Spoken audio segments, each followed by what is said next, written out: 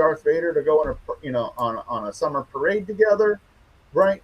You're a good father, right? To because because her attorney is manipulating her, saying you want this, or you want that, or you want more money, or she wants more power or control or whatever. Suddenly you're not fit, and suddenly you know suddenly you need to be supervised, you need to be watched, right? When you're having an interaction with your child.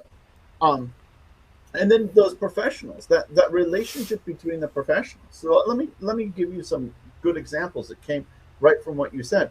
The arbitrator in our case, so me and my ex-wife, we went through arbitration. And again, I think I said this last time, anybody listen to this, if arbitration comes up, no, no arbitrator, no, no, no, no, no, no, no. Going to arbitration was one of the worst decisions of my life.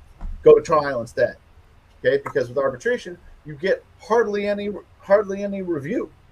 Okay, at least with a trial, you're going to be reviewed by a court of appeals. Okay, the arbitrator in our case made $29,000 from deciding the issues in our divorce.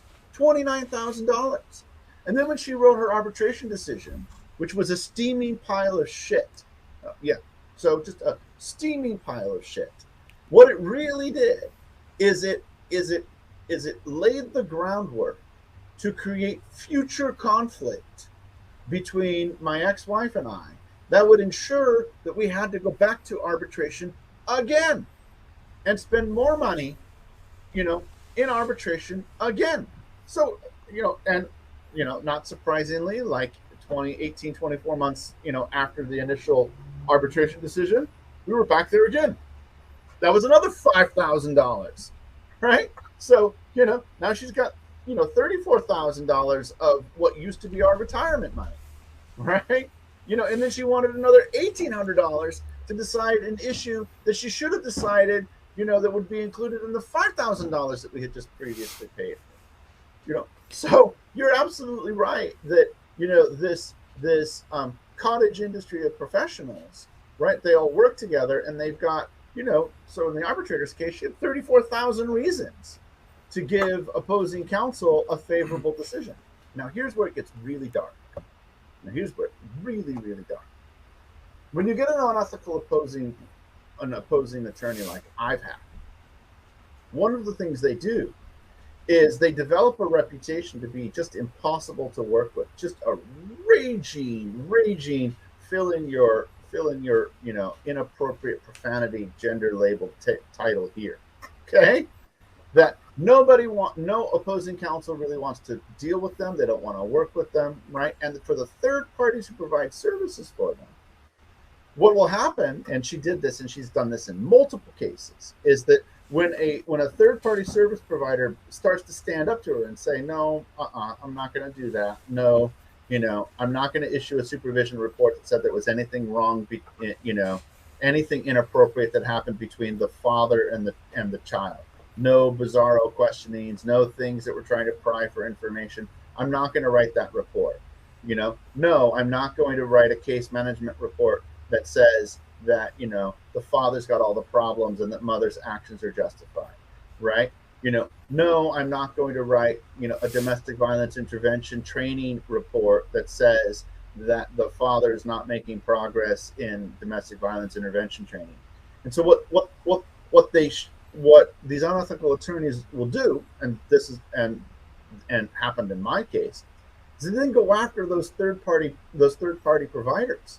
They threaten them with subpoenas, that they're going to subpoena them and take their testimony to pressure them. They file professional grievances against them with their licensing agencies, so they get put through the ringer, right? And because they're taking a client that is the opposing party to her, they will try and destroy their professional reputation amongst the cottage industry of professionals, so they won't get any other work, right? Because they're coming along and saying, no, what you're doing is wrong and your client has a problem. And they run up the bill, Uh-huh. And then they walk into court and they say my client can't pay, so you need to make him pay for all of this time I spent, all these things I made this third party professional jump through and run up the bill. Now he needs to be the one that pays for it because my client can't pay. Uh-huh. Yeah. Yeah. Or what they'll do is even more insidious than that is they do what Hitler's minister of propaganda Goebbels said, which is tell the big lie, make it big, keep telling it, and the people will eventually believe it. And that's what they do. They walk into court and they say it's all his fault, right? Blame, blame, blame, blame, blame, all his fault. Dad, dad, dad, dad, dad. They just keep saying it. They just keep saying it, right? And they get courts to believe it. Now there's a very particular reason why they do that. I mean, I researched the crap out of that, and they do that because there's a psychological manipulation tactic. It's the same thing. It's what Goebbels knew about, right? It's what a lot of people have known about intuitively, but it's now been studied empirically, which is called the illusory truth effect. And you see this in family law all the time, which is you just keep repeating a lie, and you repeat it over and over and over again. And repetition of the idea overcomes a human brain's natural skepticism to something, and they ultimately makes this lie more acceptable as a truth when it's not actually a truth. So there's empirical research behind why they do this, but that's yeah. Well, they do it against truth too.